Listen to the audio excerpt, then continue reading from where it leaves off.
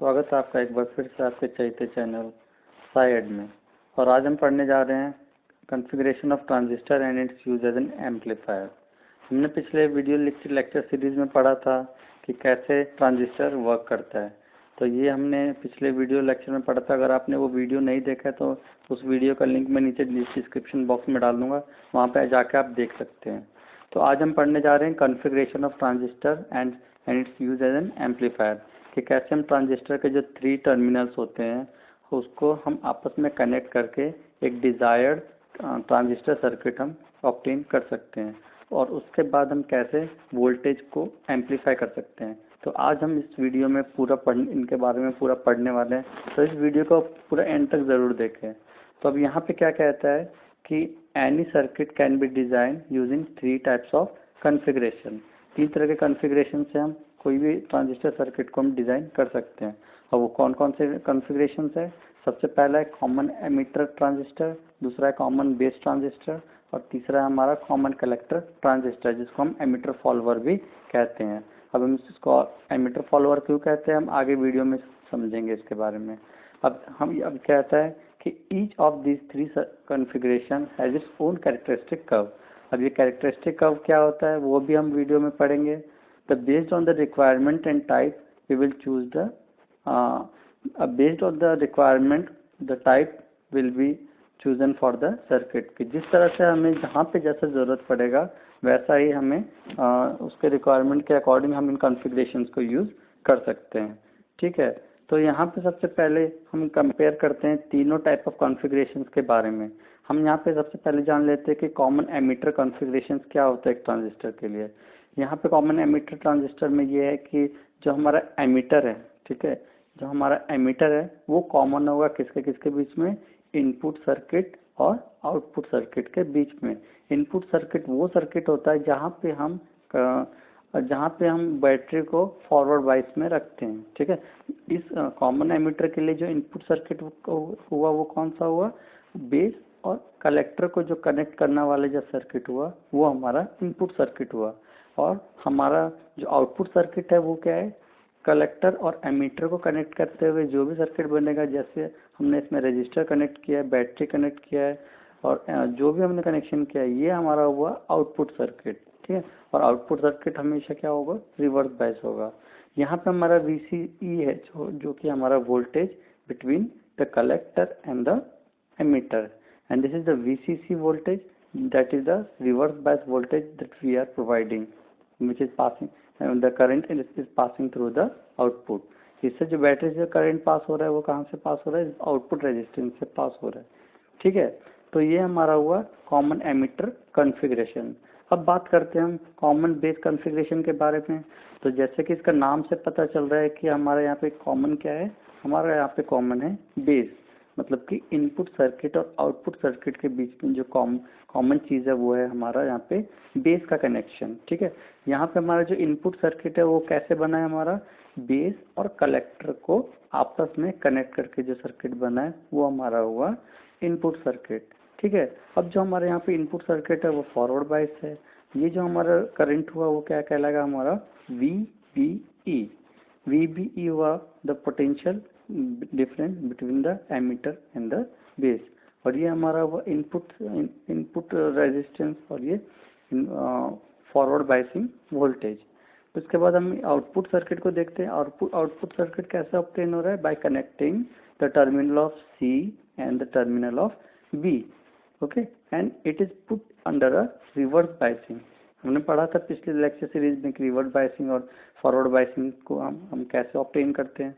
तो यहाँ पे हम क्या कर रहे हैं कि C और B को हम एक रिवर्स बायस में कनेक्शन कर रहे हैं। ठीक है, तो यहाँ पे क्या हो रहा है? एक हमारा आउटर में रेजिस्टेंस हम पुट कर सकते हैं, एक हमारा हुआ रिवर्स बायसिंग का बैटरी हुआ। ठीक है, उसको हम क्या करते हैं? ग्राउंड कर देते हैं। ठीक है, तो यहाँ पे ये हमारा हो गया common base configuration of a transistor.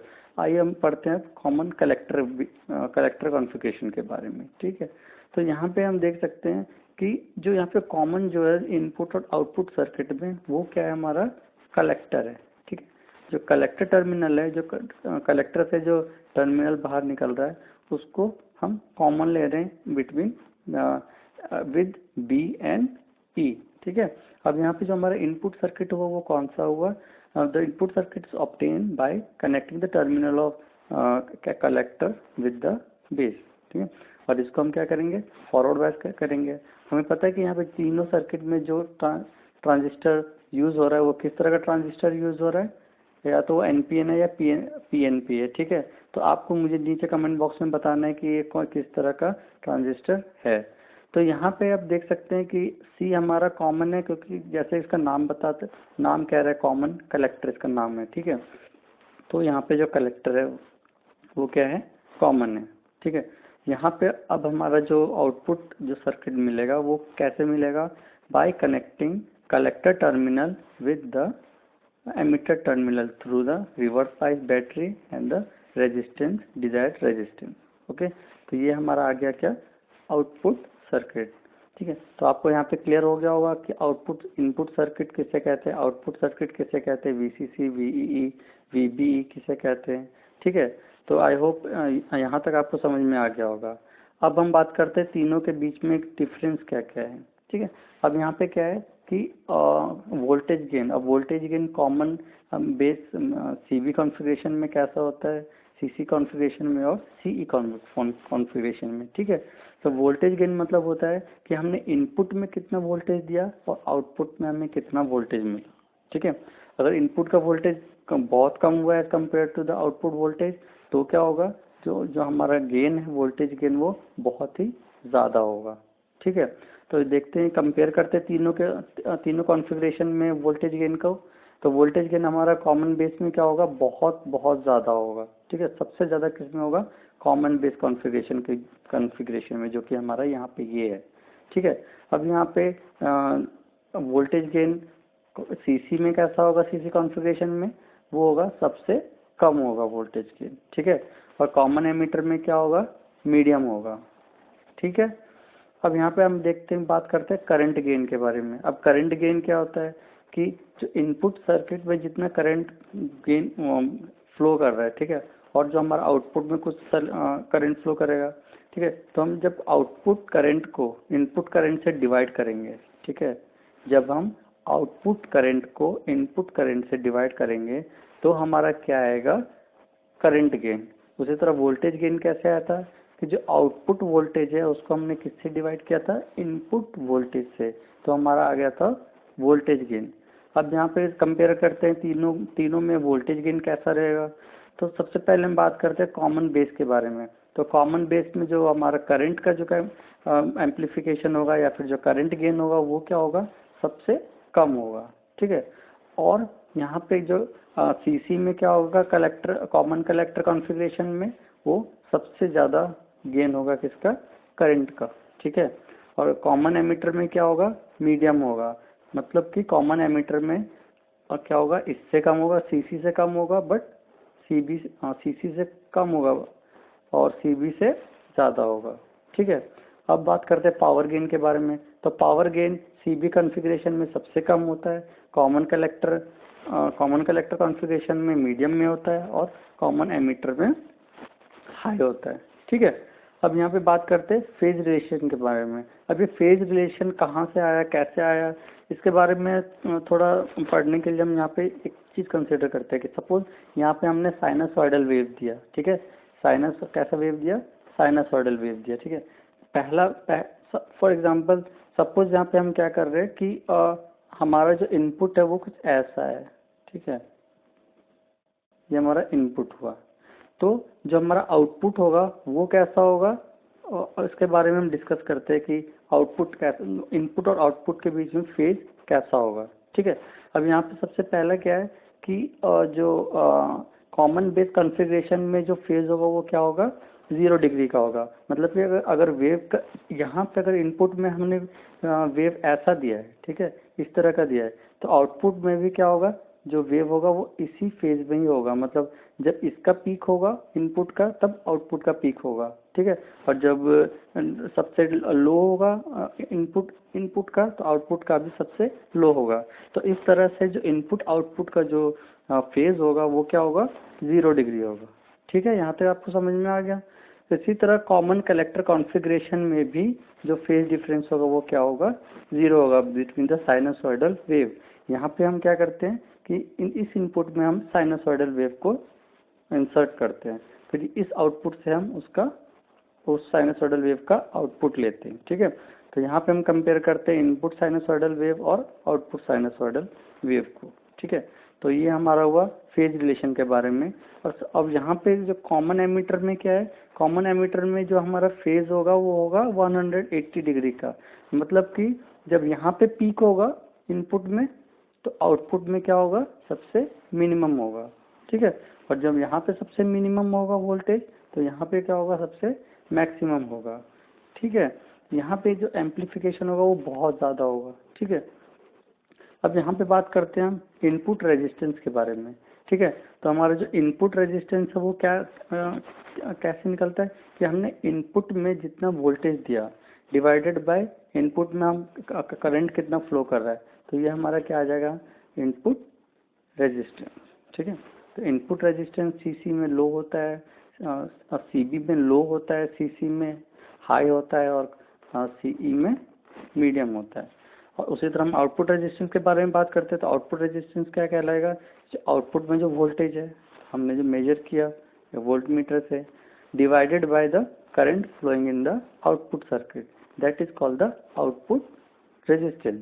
Okay, तो सबसे ज़्यादा किस में है, सीबी कॉन्फ़िगरेशन में, और सबसे कम किस में है, सीसी कॉन्फ़िगरेशन में। ठीक है, तो यहाँ तक हमने तीनों के बीच में कंपैरिजन कर लिया है। अब यहाँ पे हम बात करते हैं ट्रांजिस्टर कैरेक्टरिस्टिक के बारे में। अब ट्रांजिस्टर कैरेक्टरिस्टिक होता क्या है, हमने यहाँ पे शुरू में देखा था, पढ़ा था हमने कि each of these 3 circuits has its own characteristic curve. अब कैरेक्टरिस्टिक कर्व को ऑब्टेन करने के लिए हम क्या करते हैं कि कैरेक्टरिस्टिक कर्व 2 तरह के होते हैं, एक इनपुट कैरेक्टरिस्टिक कर्व होता है और एक आउटपुट कैरेक्टरिस्टिक कर्व होता है। तो ये होता क्या है कि जब हम इनपुट का वोल्टेज को वेरी करके हम इनपुट का करंट को मेजर करते हैं, मतलब जो वेरिएशन होता है दोनों के बीच में, करंट और वोल्टेज के बीच में, वो हमारा कहलाता है कैरेक्टरिस्टिक। या तो वो इनपुट का भी हो सकता है या तो वो आउटपुट का भी हो सकता है। तो यहाँ पे हमारे पास 3 तरह के ट्रांजिस्टर का कैरेक्टरिस्टिक है, एक है हमारा इनपुट कैरेक्टरिस्टिक, एक है हमारा आउटपुट कैरेक्टरिस्टिक, और तीसरा है यहाँ पे हमारा करंट ट्रांसफर कैरेक्टरिस्टिक। अब ये यहाँ पे जो करंट ट्रांसफर कैरेक्टरिस्टिक है वो होता क्या है कि आउटपुट में कितना करंट गया, ठीक, डिवाइडेड बाय इनपुट में कितना करंट गया। ठीक है, फॉर एग्जांपल अगर आउटपुट में 5 एम्पियर का करंट बह रहा है और यहाँ पे 2 एम्पियर का करंट बह रहा है, तो हमारा जो इनपुट करंट ट्रांसफर होगा रेशियो कितना होगा, 5/2, that is 2.5। So that is called the current transfer rate characteristic. Current कितना ट्रांसफर हुआ इनपुट से आउटपुट की तरफ। इनपुट में 2 माइक्रो एम्पियर का करंट था, तो आउटपुट में कितना करंट फ्लो कर रहा है, उसका जो रेशियो वो क्या कहलाता है, करंट ट्रांसफर रेशियो। ठीक है, यहाँ तक आपको समझ में आ गया।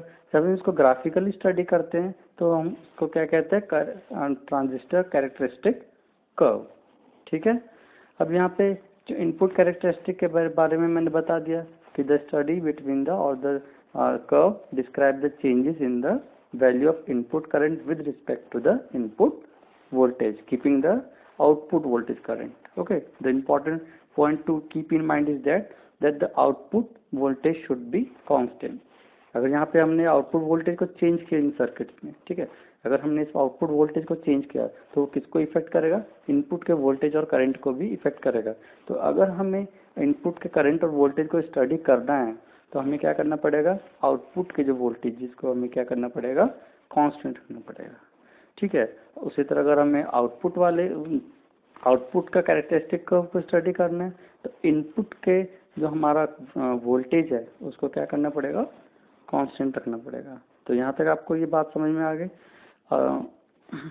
इसके बाद है हमारा करंट ट्रांसफर रेशियो, जिसके बारे में मैंने अभी बात किया है कि this characteristic curve describe the variation of output current in accordance with the input current keeping the output voltage constant. हम फिर से यहाँ पे आउटपुट वोल्टेज को क्या कर रहे हैं, कांस्टेंट रख रहे हैं। ठीक है, इसी तरह आउटपुट कैरेक्टरिस्टिक कर्व के बारे में हमने पढ़ा था तो output characteristic curve is the curve which is plotted between the output current and the output voltage. So these are the three characteristics that we study in the transistor circuit. Okay, so now we will study about the formula for the input characteristic and output characteristic and current amplification factor. ठीक है, तो input character कैसा होगा, that input resistance will be delta VBE divided by delta I. ठीक है, यहाँ पे हम क्या कर रहे हैं, जब हम साइनसॉइडल वेव देते हैं, ठीक है, तो साइनसॉइडल जब हम वेव देते हैं यहाँ पे, तो जो चेंजेस होता है VBE में, ठीक है, divided by the changes in IE. ठीक है, तो क्या होगा हमारा जो भी ये रेशियो होगा वो क्या कहलाएगा, हमारा इनपुट रेजिस्टेंस. क्या कहलाएगा, हमारा इनपुट रेजिस्टेंस. अब हमारा होगा ये हमारा होगा आउटपुट कैरेक्टरिस्टिक. तो आउटपुट कैरेक्टर में हमारा क्या आ जाएगा, आउटपुट रेजिस्टेंस, जो कि होता है हमारा आउटपुट में जो वोल्टेज है वो क्या है, change in the output voltage. Output voltage में कितना चेंज हो रहा है, that is VCE divided by IC. Okay, तो ये हमारा चेंजेस कब होगा, जब हम साइनसॉइडल वेव को यूज करेंगे. ठीक है, अब यहाँ पे पढ़ते हैं हम करंट एम्प्लीफिकेशन फैक्टर. एक चीज़ और ध्यान देने वाली बात है कि जब हम इनपुट कैरेक्टर में इनपुट रेजिस्टेंस फाइंड आउट कर रहे होंगे तो उस टाइम क्या होगा, जैसे कि मैंने बताया कि जब हम इनपुट वाले सर्किट में कुछ भी हम कैलकुलेशन कर रहे होंगे तो आउटपुट वाले सर्किट में जितने भी पैरामीटर है उसका कांस्टेंट रखना पड़ेगा. तो यहाँ पे जब हम इनपुट कैरेक्टर में इनपुट रेजिस्टेंस को कैलकुलेट कर रहे थे तो हमने क्या कांस्टेंट रखा, VCE को कांस्टेंट रखा. उसी तरह जब हम आउटपुट कैरेक्टर में आउटपुट रेजिस्टेंस कैलकुलेट कर रहे थे तो हमने क्या कांस्टेंट रखा, VB कांस्टेंट रखा. ठीक है, अब यहाँ पे करंट एम्प्लीफिकेशन फैक्टर क्या क्या है. सबसे पहले हमारा बीटा AC क्या होगा, ये होता है हमारा current amplification. It is the ratio of change in collector current to the change in base current. जब इसमें AC इनपुट या फिर साइनसॉइडल वेव इनपुट हम इसमें डालते हैं तो जो चेंज होता है कलेक्टर करंट में divided by the change in the base current, keeping the VCE constant. ठीक है, हम आउटपुट इस VCE को क्या करते हैं, कांस्टेंट रखते हैं. तो उस टाइम हमारा जो एम्प्लीफिकेशन कहलाता है वो क्या कहलाता है, करंट एम्प्लीफिकेशन. वो हुआ हमारा AC में. अब DC में तो चेंज होता नहीं है कोई भी करंट और वोल्टेज की वैल्यू. तो DC के केस में क्या होगा, current amplification simply IC by IB, इसमें डेल्टा वाला टर्म नहीं आएगा. दूसरा आता है हमारा ट्रांसफर कैरेक्टर, करंट ट्रांसफर. ठीक है, रेशियो. तो हमारा करंट ट्रांसफर रेशियो कितना हुआ, IC बाई IE, मतलब कि output current divided by the input current. तो ये हमारा अल्फा क्या कहलाएगा, करंट ट्रांसफर रेशियो.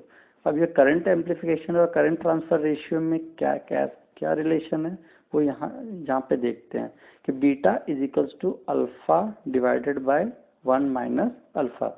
जब हम इन दोनों को सॉल्व करेंगे, ठीक है, इन दोनों को जब IC की वैल्यू जब इसमें इंट्रोड्यूस करेंगे तो यहाँ पे कैलकुलेशन के बाद आएगा beta is equals to alpha divided by 1 minus alpha. या फिर इंटरचेंजेबली क्या करेंगे, यहाँ से अल्फा कैलकुलेट कर सकते हैं बीटा के टर्म में, तो वो आएगा alpha is equals to beta divided by 1 plus beta. ठीक है, तो यहाँ पे हमने यहाँ पे एक ग्राफ ड्रॉ किया है. This is the graph of output characteristic curve of a common emitter configuration. ठीक है, ये हमारा कॉमन एमिटर कॉन्फ़िगरेशन में कैसा होगा हमारा आउटपुट कैरेक्टरिस्टिक, ये हम स्टडी करने वाले हैं. ठीक है, तो आप यहाँ पे देख सकते हैं कि जो हमारा आउटपुट कैरेक्टरिस्टिक इनपुट कैरेक्टरिस्टिक होगा वो क्या होगा, फॉरवर्ड बाइस होगा. ठीक है, और ये हमारा फॉरवर्ड बाइस हुआ और एमिटर और बेस के बीच में जो जंक्शन है, ठीक है, वहाँ पे जो पोटेंशियल बैरियर क्रिएट हो रहा है वो कितना हो रहा है, अराउंड सिलिकॉन के केस में होता है 0.7. तो जब तक 0.7 से कम है हमारा VBE तब तक कोई भी करंट फ्लो नहीं करेगा. ठीक है, तो जैसे ये 0.7 के अराउंड आसपास आया, ठीक है, वैसे ही क्या हुआ, जो इनके चार्ज कैरियर है वो एक्टिव हो गए.